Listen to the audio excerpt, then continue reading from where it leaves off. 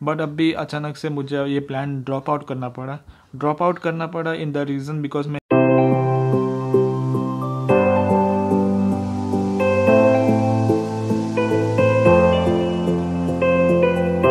Hello everyone, this is Nishan Mugmi. So welcome back to my YouTube channel. I hope everyone is doing great.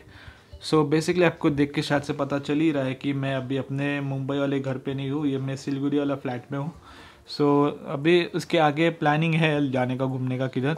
But अभी अचानक से मुझे ये plan drop out करना पड़ा in the reason because मैं self isolation में चला गया हूँ. सेल्फ आइसोलेशन मतलब इन द सेंस कि मुझे कुछ हुआ नहीं है, मतलब कि मेरे मॉम का एक्चुअली तबीयत इज़ नॉट गुड, मतलब health is not good because he is getting some common cold and all. So because of this we are been staying self isolation for 3 to 4 days. सो इसके लिए मैं अभी सिलगुड़ी के अंदर भी लोकली अभी घुमा नहीं हूँ. सो अभी जैसे कि हम लोग ने आया, मैं नेक्स्ट डे मेरी मॉम को थोड़ा सा सर्दी जैसा हो गया, तो इसलिए हमने 3-4 दिन का आइसोलेशन पे है हम लोग. अभी लोकली भी पता नहीं, अभी बहुत जल्द वो कवर होगा तो आपको इधर का लोकली भी टूर मिल जाएगा गाइस. सो चलिए अब इस व्लॉग को स्टार्ट करते हैं जिसके लिए आपने इस वीडियो को क्लिक किया है. सो अगर आप नेपाल घूमते हो, सो बेसिकली अभी रिसेंटली मैंने आपको नेपाल का सीरीज़ दिखा, आई होप आपको अच्छा लगा रहेगा. सो अगर नहीं देखा तो मैंने इधर की प्ले लिस्ट का लिंक भी दिया है, तो आई बटन में do check out that also guys. So actually क्या होता है कि अभी नेपाल में मालूम है कि आप लोग को मज़ा नहीं आया होगा इतना, क्योंकि मैंने ज़्यादा कम ही डेस्टिनेशन कवर किया है, और कम डेस्टिनेशन में भी इतना मज़ा नहीं है बिकॉज काठमांडू जैसे गया कि उधर ज़्यादा टूर हुआ ही नहीं मेरा, क्योंकि टूर नहीं हुआ. जैसे कि मैंने आपको बोला कि मेरा सब रिलेटिव सब तबीयत ठीक नहीं था, आइसोलेशंस में था, और आधा से ज़्यादा साइट सीइंग पॉइंट्स भी बंद थे. तो it was not meaningful to stay in Kathmandu for more than 2 nights because एक नाइट तो पहुँचने का हो गया, फिर दूसरा दिन पूरा रेस्ट किया, फिर थर्ड डे हम लोग ने डिसाइड किया कि हम निकलते, अभी कुछ है ही नहीं तो why to stay more than 2 nights here. So it's not meaningless to stay in more than 2 nights in Kathmandu. सो इसलिए हम ज़्यादा नाइट्स नहीं रुके. अगली बार अगर इन फ्यूचर अगर चांस मिला तो हम वापस एक्सप्लोर करेंगे फुल नेपाल को. सो स्टे ट्यून उसके लिए भी गाइस इन फ्यूचर, तो उसके लिए आपका सपोर्ट भी चाहिए. सब्सक्राइब कीजिए guys and comment your thoughts guys इसके लिए. सो चलिए अभी बेसिक आपको अगर नेपाल घूमना है तो बेसिक में अगर आपको काठमांडू घूमना है तो आप 6 nights 7 days कर सकते हो. इसमें आपको 2 काठमांडू, 2 पोखरा एंड 2 चितवन मिलेगा. मतलब काठमांडू तो अब मेन कैपिटल ऑफ नेपाल हो ही गया, उसमें पशुपतिनाथ एंड ऑल मिलता है. फिर उसके बाद अगर आप पोखरा जाते हो, so Pokhara is the place where you can boat in the lake which is the famous lake which is Phewa lake. अगर एडवेंचरस एक्टिविटीज़ का शौक है तो आप उधर भी जा सकते हो. रेस्ट आपको उधर के लोकल साइटसीइंग भी मिल जाएंगे, depends upon your budgets and all. और अगर आप चितवन जाते हो तो चितवन में अभी बताता हूँ क्या होता है. तो चितवन इज़ द जंगल एरिया. सो वहाँ पे आपको एलिफेंट बैक सफारी मिलेगा. फिर बाद में कैनन राइडिंग, जो बोट राइडिंग है उधर, वो भी मिलेगा. And many more jungle activities उधर कवर होगा. आपको शायद से टाइगर भी दिख जाएगा अगर आपका लक अच्छा है तो.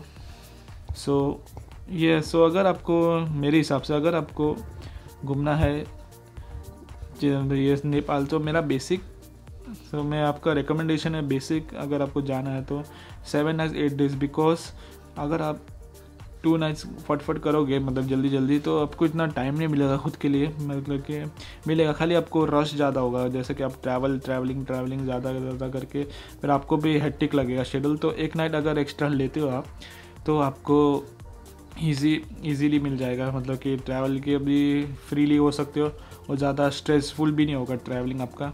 सपोज़ अगर आपको काठमांडू को 3 nights करते हो फॉर एग्जांपल, सो आप जिस दिन नेक्स्ट डे आपका सपोज़ फ्लाइट है from Kathmandu airport to Mumbai for example बोटों में, सो आपको एक दिन ऐसा फ्री मिलेगा कि जैसे कि आप खुद के लिए भी टाइम निकाल सकते हो, खुद के लिए थोड़ा आप शॉपिंग कर सकते हो एंड डिफरेंट एक्टिविटीज़, किधर बाहर जा सकते हो घूमने के लिए, एक्स्ट्रा किधर घूमना है तो.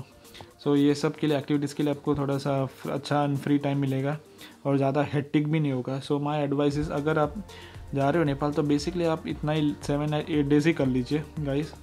सो अगर आप मेरे जैसे कि अब मैं बाई रोड गया था, मतलब कि by road in the sense Gorakhpur airport से गया एंड उधर से मैं गया Sunauli border which is the border of Nepal. अगर जाते हो तो एक नाइट एक्स्ट्रा रख दीजिएगा इस, क्योंकि एक्स्ट्रा नाइट डालने की वजह से, क्योंकि आपको ट्रैवलिंग में भी इसमें हेक्टिक इन दिस सेंस, क्योंकि आपको अभी ट्रैवल इतना रात भर आप ट्रैवल करोगे या कभी भी आप ट्रैवल करोगे तो आपको थोड़ा हेक्टिक होगा। सो या तो आप रिटर्न के टाइम में एक्स्ट्रा नाइट रख दीजिए, नहीं तो आप जाने के टाइम में एक्स्ट्रा नाइट रख दीजिए। सपोज़ आपका फ़्लाइट रात को शाम को, सपोज़ आप मेरे जैसा, तो बॉर्डर तो मैंने आपको बोला कि बॉर्डर बंद होता है 9-10 बजे के आसपास। सो आप उधर आपको एक स्टे तो करना ही पड़ेगा, आप आगे नहीं जा सकते हो। सो अगर आप जल्दी सुबह आते हो तो आपको जाने के टाइम पे टूवर्ड्स नेपाल एंट्री करते हो तो you can cover in 1 day. चाहे काठमांडू भी जा सकते हो आप उधर से, या पोखरा या चितवन, इन तीनों में से कौन सा भी डेस्टिनेशन आप जा सकते हो उसमें।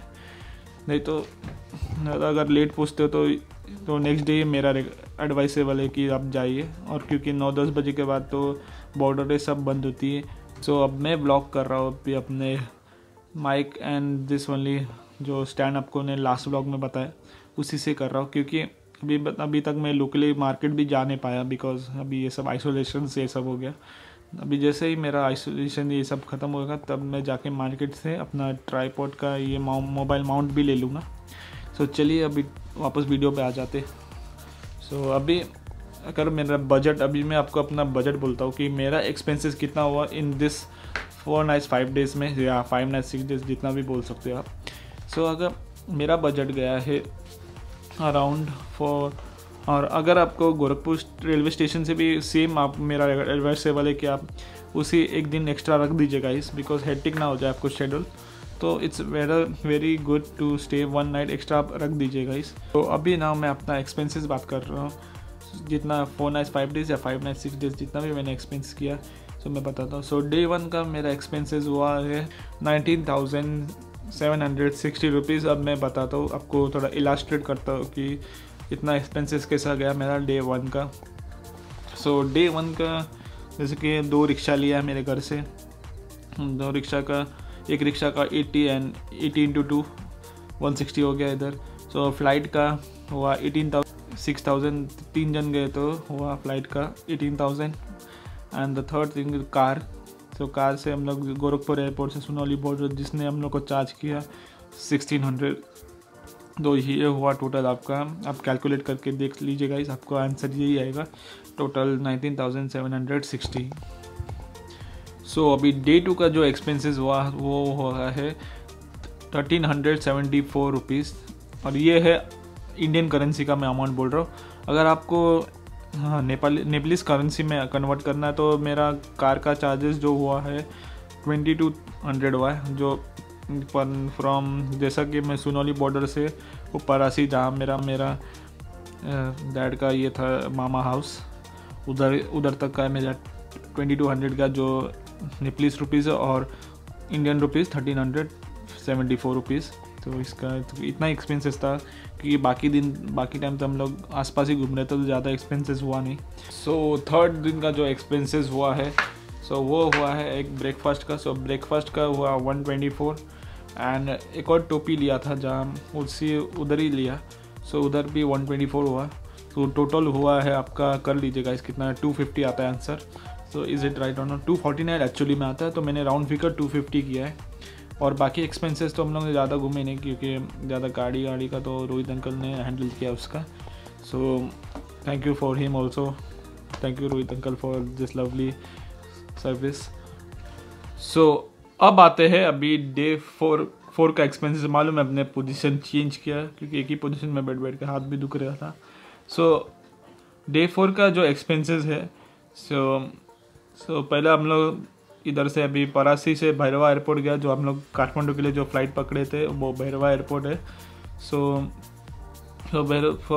परासी टू भैरवा हम लोग को चार्ज हुआ, बलेरो कार था, तो बलेरो से हम लोग को हुआ 1249 रुपीज़। हम लोग 1250 राउंड फिगर कर लीजिएगा इस।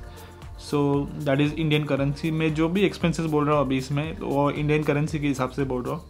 और फ्लाइट का हम लोग 4 जन गए थे, रोहित अंकल भी आया था, तो 4 जन थे। सो पर पर्सन टिकट का चार्ज था 2500। सो इंटू 4 कर लीजिए, 10,000 इज़ द आंसर। सो को लास्ट डे इन नेपाल का एक्सपेंसेस कितना हुआ। So the last day in expenses जो हम लोग काठमांडू से भद्रापुर ट्रैवल कर रहे हैं उसका एक्सपेंसेस बताता हूँ मैं। सो उसका एक्सपेंसेस हुआ, अभी फ़्लाइट का मैं बताऊँगा, तो फ़्लाइट का हुआ पर person 4,000। So from Kathmandu to Bhadrapur 4,000 into 3 कर लीजिए, your answer will be 12,000। And cab fare जो हम लोग को काठमांडू के घर से लेके हम लोग को इधर ड्रॉप किया हम लोग को काठमांडू एयरपोर्ट में। सो उसका चार्जेस हुआ 337 IC which is Indian currency. अगर नेपलीस करेंसी करोगे तो 540 रुपीज़ होता है।